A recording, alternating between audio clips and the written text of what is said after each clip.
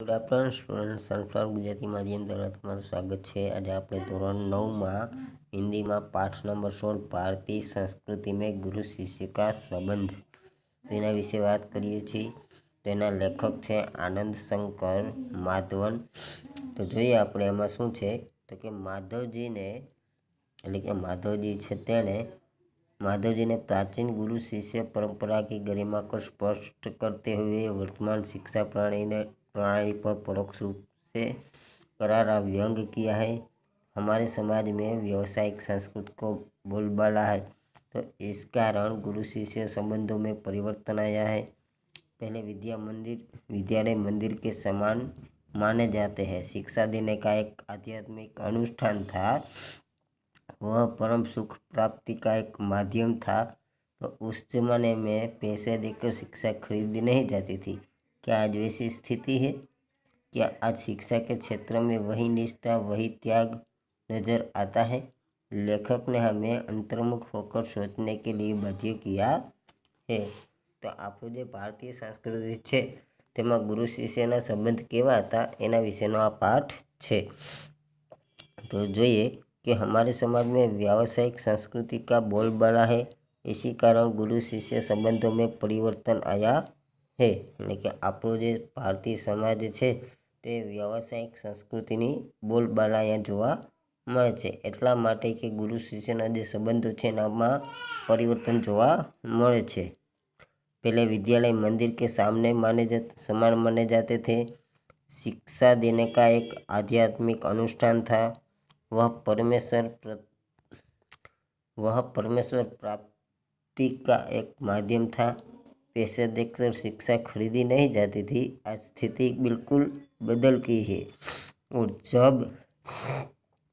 जब अब शिक्षण कार्य पेट पालने का साधन बन गया। એટલે કે પ્રાચીન સમયમાં જે શિક્ષા એટલે કે જે જ્ઞાન હતું તે પૈસાથી અપાતું નહીં ને આજે શિક્ષણ કાર્ય છે તો એ આપણું પેટ ભરવા માટે એક આવકનું સાધન બની ગયું છે। जिसे भारतीय संस्कृति कहा जाना चाहिए, वह आज भारतीय मानसिक क्षितिज में क्रियाशील नहीं है।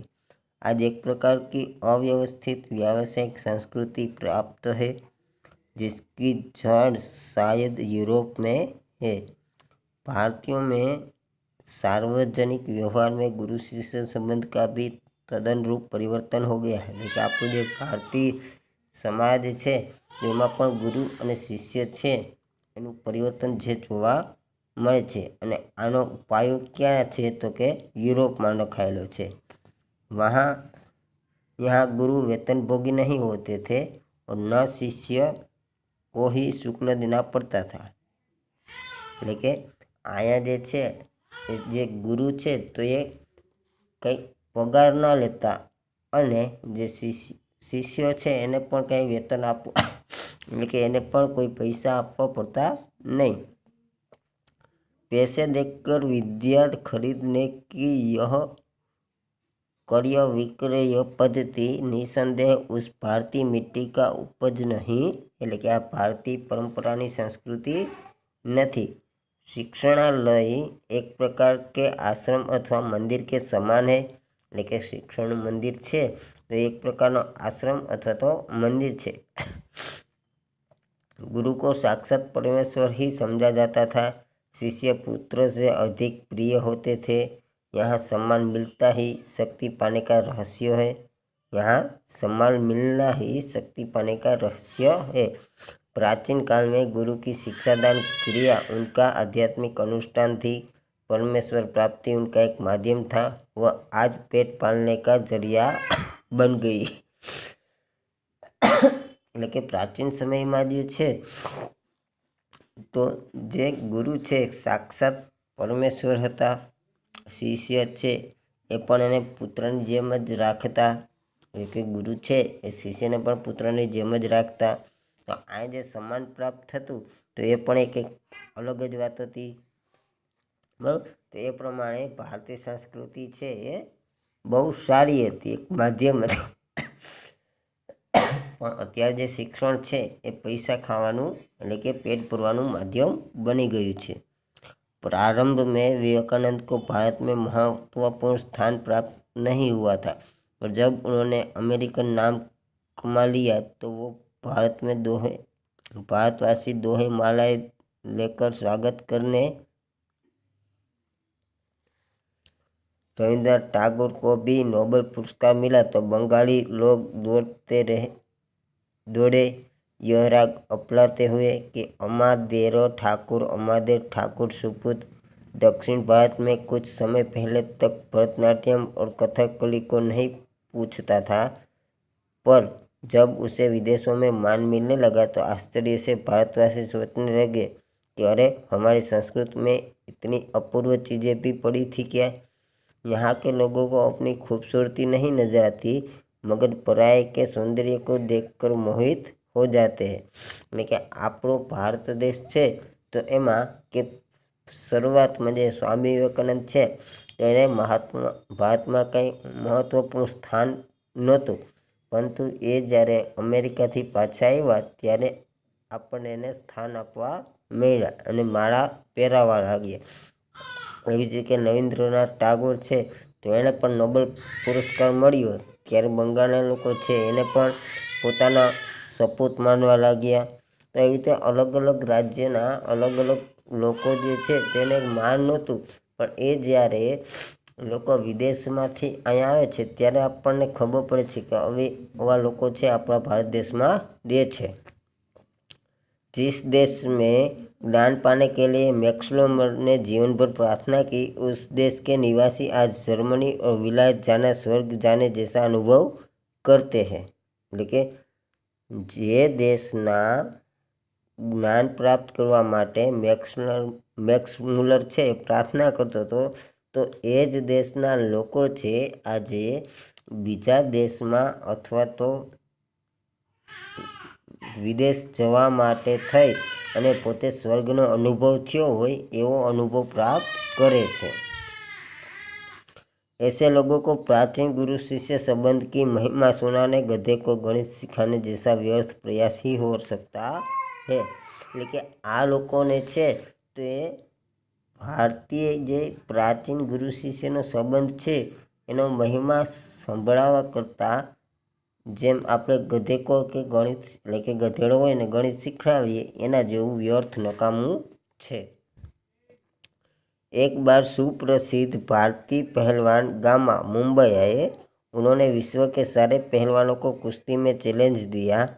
अखबारों में यह समाचार प्रकाशित होते ही एक पारसी पत्रकार ने उत्सुकतावश उनके निकट पहुंचकर उसने पूछा, साहब, विश्व के किसी भी पहलवान से लड़ने के लिए आप तैयार हैं तो आप अपने अमुक शिष्य से ही लड़कर विजय प्राप्त करके दिखाओ।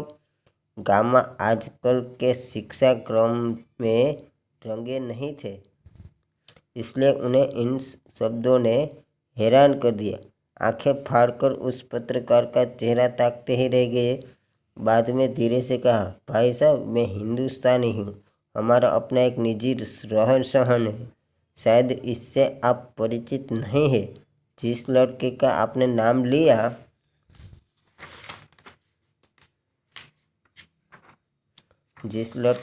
नाम लिया वह मेरे पसीने की कमाई, मेरा खून और मेरे बेटे से अधिक प्यार है, इसमें और मुझे फ़र्क ही कुछ नहीं है। એટલે કે એક ગામમાં જે પહેલવાન છે ભારતીય પહેલવાન એટલે જ્યારે એવું કર્યું કે હું કોઈ પણ પહેલવાન સાથે લડી શકીશ ત્યારે એક પત્રકારે એને કીધું કે તમે તમારા શિષ્યની સાથે લડો અને વિજય પ્રાપ્ત કરો। ત્યારે ગામાએ એવું કીધું કે અમે ભારતીય લોકો છીએ અને આ બધા જ મારા પુત્ર છે, એટલે કે એમાં અને મારામાં કોઈ ફરક નથી। मैं लड़ा या वह लड़ा, दोनों बराबर ही होगा। हमारी इस परंपरा को आप समझने की चेष्टा कीजिए। हम लोगों को वंश परंपरा से शिष्य परंपरा अधिक प्रिय है। એટલે કે જે શિષ્ય અને ગુરુનો સંબંધ છે અહીંયા બતાવે છે। ख्याति और प्रभाव में हम सदा यह चाहते हैं कि हम अपने शिष्यों के कम प्रभावी रहे, यानी हम यही चाहेंगे कि संसार में जितना नाम मैंने कमाया उससे कहीं अधिक मेरे पिता कमाए। मुझे लगता है आप हिंदुस्तानी नहीं है। એટલે કે અહીંયા જે પહેલવાન છે એ પોતે પત્રકારને આ વાત કહે છે। भारत में गुरु शिष्य संबंध का वह भव्य रूप आज साधुओं, पहलवानों और संगीतकारों में थोड़ा बहुत ही सही पाया है। એટલે કે ભારતમાં ગુરુ શિષ્યનો જે સંબંધ છે આજે સાધુમાં, પહેલવાનોમાં, સંગીતકારોમાં થોડો બહુ જોવા મળે છે। भगवान रामकृष्ण वर्षों योग्य शिष्य को पाने के लिए प्रयत्न कर रहे थे। उनके जैसे व्यक्ति को भी उत्तम शिष्य के लिए रो रो कर प्रार्थना करनी पड़ती थी। इससे समझा जा सकता है कि एक गुरु के लिए उत्तम शिष्य कितना महंगा और महत्वपूर्ण है। એટલે કે એક ગુરુ છે તો એણે પોતાનો યોગ્ય અથવા તો ઉત્તમ શિષ્ય જોતો હોય તો એ કેટલું કઠિન છે અને કેટલું મહત્વપૂર્ણ અને મોંઘું પણ છે। संतान प्राप्ति वर्ग उन्हें दुख नहीं देता, पर बगैर शिष्य के रहने के लिए वे एक कदम तैयार नहीं होते। એટલે કે સંતાન પ્રાપ્તિ વગર કોઈ પણ મનુષ્ય છે એટલું દુઃખ નથી આપતું જેટલું કે શિષ્ય વગર કોઈને રહેવાનું થાય। इस संबंध में भगवान ईसा का एक कथन सदा स्मरणीय है। એટલે કે આ સંબંધમાં ભગવાન ईसु ख्रिस्त છે तो एनु एक वाक्य है हमेशा याद रखो।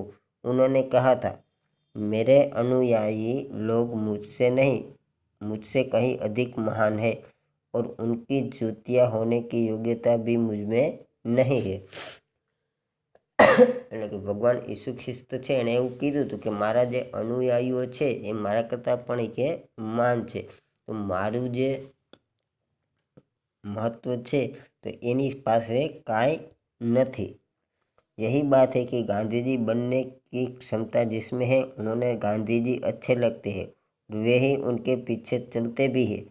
विवेकानंद सिर्फ उन्हें पसंद आएंगे जिनमें विवेकानंद बनने की अद्भुत शक्ति नहीं थे। એટલે કે જેવા લોકો હોય, જે પ્રમાણે એ વિચારતા હોય, જે કાર્ય કરતા હોય તેવા જ લોકોને તે મહાપુરુષો છે એ પસંદ કરે છે। જેમ કે ગાંધીજી છે તો ગાંધીજીના ગુણો જેમાં હોય એને ગાંધીજી બનવાનું પસંદ પડે છે। એ જે કે સ્વામી વિવેકાનંદ છે તો જે લોકો સ્વામી વિવેકાનંદના રસ્તા ઉપર ચાલતા હોય તો એને સ્વામી વિવેકાનંદ બનવું ગમે એ રીતે। तो कविता के मर्म और रसिक स्वयं कवि ने अधिक महान होते हैं। संगीत के पागल सुनने वाले ही स्वयं संगीतकार से अधिक संगीत का रसास्वाद करते हैं। यहाँ पूज्य नहीं पुजारी ही श्रेष्ठ है। यहाँ सम्मान पाने वाले नहीं सम्मान देने वाले महान है। स्वयं पुष्प में कुछ नहीं, पुष्प का सौंदर्य उसे आने वाली की दृष्टि में है। दुनिया में कुछ नहीं है, जो कुछ भी है हमारी चाह है, हमारी दृष्टि में है। यह अद्भुत भारतीय व्याख्या अजीब सी लग सकती है, पर हमारे पूर्वज सदा इसी पथ के यात्री रहे। એટલે કે ભારતીય સમાજની જે વ્યાખ્યા છે એ થોડીક અજીબ લાગે પણ આ જે કે આપણા પૂર્વજો દ્વારા હંમેશા સારી રીતે ચાલતી આવી છે। उत्तम गुरु में जाति भावना भी नहीं रहती। कितने ही मुसलमान पहलवानों के हिंदू चले हैं और संगीतकारों के मुसलमान शिष्य हैं। यहाँ परख गुण की, साधना की और प्रतिभा की होती है। भक्ति और श्रद्धा की कीमत है, न कि जाति, संप्रदाय, आचार विचार या धर्म की। એટલે કે ઉત્તમ ગુરુ છે કોઈ જાતિ ભાવના જોતો નથી। કેટલા મુસલમાન લોકો છે તેના હિન્દુ ચેલાઓ છે, જેટલા સંગીતકારો છે એના મુસલમાન શિષ્યો છે। તો એ રીતે मुझे क्या लिखाया था एक विद्वान मुसलमान ने ही, उन्होंने कभी नहीं सोचा था कि यह हिंदू है और मुसलमान बनना चाहिए। पुराने ज़माने में मौलवी लोग बड़े बड़े रामायणी होते हैं और आज देहातों में भरत मितिया, रंजित मितिया आदि अधिक संख्या में दिखाई देते हैं। तो आज के गुरु भी सिर्फ सेवा लेने में ही चतुर है, देने में नहीं। उपनिषद में आचार्यों ने कहा, सेवा देने की चीज़ है, लेने की नहीं। सेवा लेने के अधिकारी बच्चे, रोगी, असहाय और वृद्ध बच्चों को परमेश्वर का ही स्मृत स्वरूप समझा जा सकता है। सेवा रूपी पूजा से उनकी शक्ति को प्रज्वलित करने क्षमता और सहजता रखने वाली ज्ञानी और तपस्वी पुरोहित ही આજકાલ કે ગુરુ में નહીં, એટલે કે આજકાલના જે ગુરુઓ છે તે સેવા લેવામાં નહીં પણ સેવા એટલે કે સેવા દેવામાં નહીં પણ સેવા લેવામાં મશગુલ હોય છે। किसी भी देव मंदिर की मूर्ति की शक्ति उतनी मात्रा तक ही संभव है जितनी मात्रा तक उससे पुजारी की भाव पूजा में नैवेद्य भावना भरी रहती है। એટલે કે કોઈ પણ મંદિરની મૂર્તિ છે એ પણ ત્યાં સુધી સીમિત છે જ્યાં સુધી પૂજારી જે છે એનામાં નૈવેદ્ય ભાવના ઉત્પન્ન ન કરે ત્યાં સુધી। થેન્ક યુ મિત્રો સ્ટુડન્ટ।